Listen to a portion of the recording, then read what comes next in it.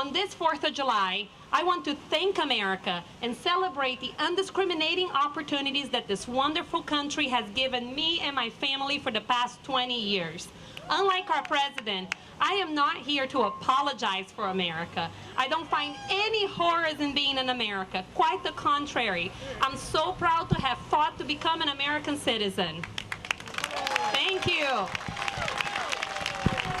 Before I go on, I want to share with you a little bit about my background. I moved to the United States back in 1986 when I was 14 years old. I was born and raised in Brazil, and I moved here to live with my uncle and his family. He was a visiting professor at West Point. My life in America couldn't have started in a better place than the home of the long gray line. Unlike others, I did not come here to take advantage of the system or change the system. I came here to be a part of the system. But you know what, folks? Times were tough when we first got to California because my father, shortly after that, became unemployed.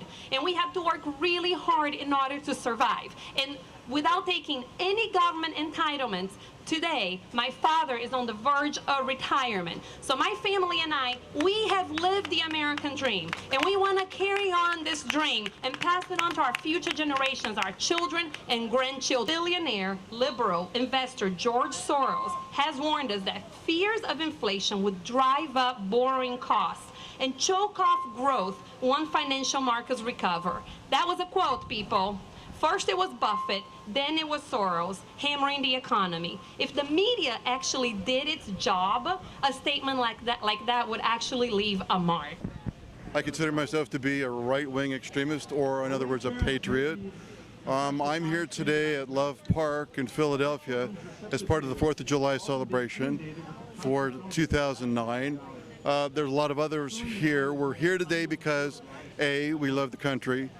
B, we're scared, you know, I won't say the word, but we're scared about what we see is going on in Washington, D.C.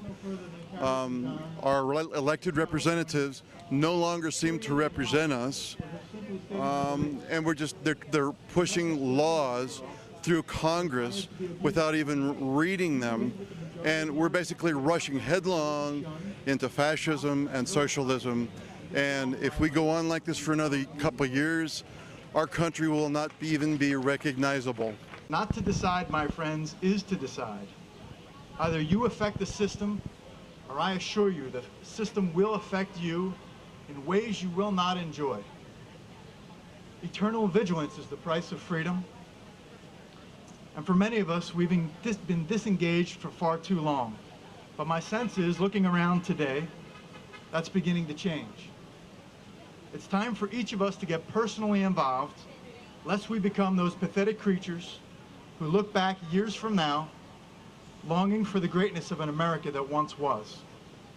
Friends, it's time to instill some healthy fear into an arrogant government that now believes we work for them.